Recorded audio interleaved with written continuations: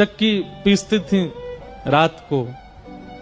तो जनाबाई का नियम था कि जब वो चक्की पीसती थी ना तो पीसते पीसते गाती थी, और वो स्वर इतना अच्छा लगता था ठाकुर जी को, इतना प्रिय लगता था कि ठाकुर जी आधी रात में मंदिर से भाग करके आते थे जनाबाई के पास।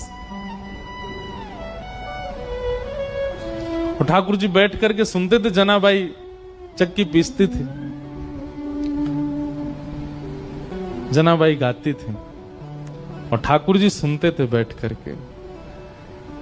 रोज आते थे ठाकुर जी और रोज जनाबाई गाती थी और वहीं बैठ करके श्री ठाकुर जी सुनते थे।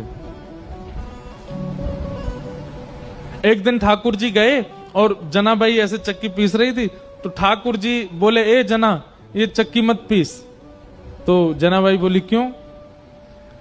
ये घर घर घर आवाज करती है, तो तेरा स्वर जो है वो अच्छे से मुझे सुनाई नहीं देता, इसको नहीं पीसेगी शांति रहेगी, तेरा स्वर स्वच्छंद सुनाई देगा मुझको। आप विचार करो ठाकुर जी को कितना प्रिय लगता है।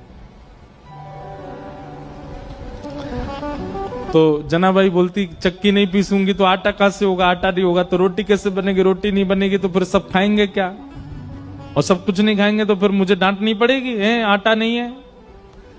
तुम तो बस सुनने आ जाते हो रोज रोज यहां पर, मुझे तो सुबह रोटी बनानी, नामदेव जी पूरा परिवार भोजन करेगा।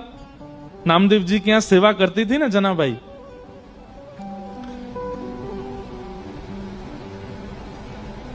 चक्की नहीं रोकती, पीसती रहती, गाती रहती। ठाकुर जी बोले, नहीं नहीं चक्की रोको, मुझे तुम्हारा स्वर सुनना है। तो जनाबाई बोलती, थोड़ा सा रह गया है, एक काम करो, अब मैं पीसूंगी तो धीरे धीरे चलेगा, तुम भी हाथ लगाओ थोड़ा सा। तो ठाकुर जी हाथ लगाते जनाबाई के साथ, और साथ में बैठ करके दोनों पीसते, और पीसते पीसते जनाबाई गाती, ठाकुर जी को सुनाती।